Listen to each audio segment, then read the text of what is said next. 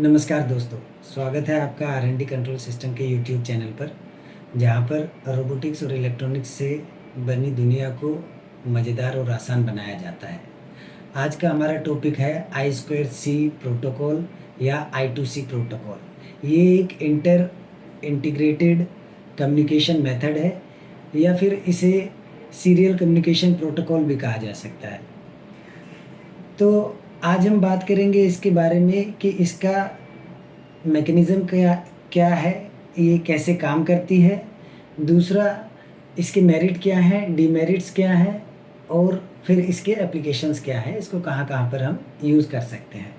तो इसका मैकेनिज़्म समझने से पहले हम एक चीज़ समझते हैं एक छोटे से एग्ज़ाम्पल से, कि मान लीजिएगा हमारा एक आर्डिनो है जो माइक्रो कंट्रोलर है और एक दूसरा हमारा एक डिवाइस है एलईडी, जिसको हम 7 सेगमेंट डिस्प्ले भी कहते हैं।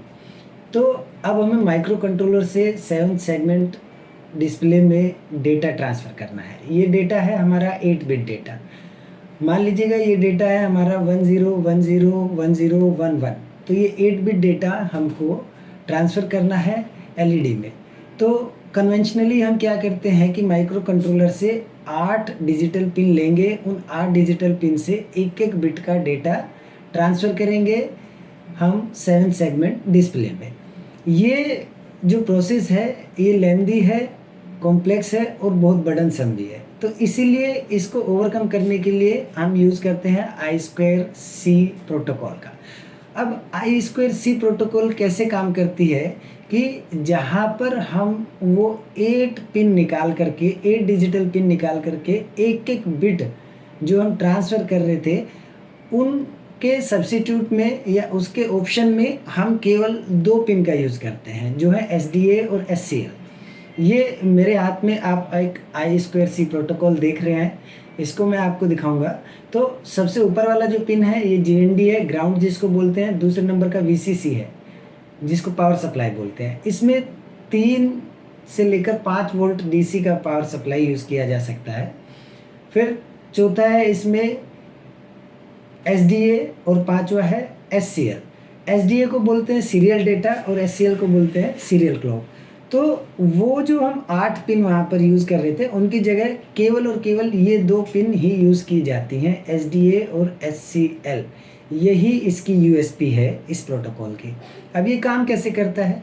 तो ये काम ऐसे करता है कि हम माइक्रो कंट्रोलर से 7 सेगमेंट डिस्प्ले में कोई डेटा भेजना चाह रहे थे। तो माइक्रो कंट्रोलर से हम एक डिवाइस को डील कर रहे थे। लेकिन इसमें क्या होता है, इसमें मज़ेदार बात ये है कि हम इसमें केवल एक डिवाइस को डेटा ट्रांसफ़र नहीं कर सकते, बल्कि बहुत सारी डिवाइसेस को एक साथ डेटा ट्रांसफ़र कर सकते हैं। और ये डिवाइसेस मैक्सिमम 128 तक हो सकती हैं। ये डिवाइसेस में क्या करते हैं कि इन डिवाइसेस का, हर एक डिवाइसेस का एक यूनिक एड्रेस होता है। उसी एड्रेस के माध्यम से हमारा माइक्रो कंट्रोलर वहाँ पर डेटा ट्रांसफ़र कर पाता है। तो माइक्रो कंट्रोलर से जो अपना स्लेव डिवाइसेज़ हैं, उनको स्लेव बोलते हैं। जो मैक्सिमम डिवाइसेज़ मैंने बताया है कि 128 तक डिवाइसेज़ होती है, उनको स्लेव डिवाइसेज़ बोलते हैं। उनका एक यूनिक एड्रेस होता है। तो SDA SCL काम कैसे करता है? सबसे पहले स्लेव डिवाइस को एक स्टार्ट बिट वैल्यू सेंड की जाती है, जिसकी वैल्यू 0 होती है। इसके बाद SDA और SCL जो इनिशियली हाई पर रखे जाते हैं, उन पर रजिस्टर यूज़ किया जाता है पुल अप करने के लिए, जिसकी वैल्यू 1 होती है, ये सेंड करते हैं।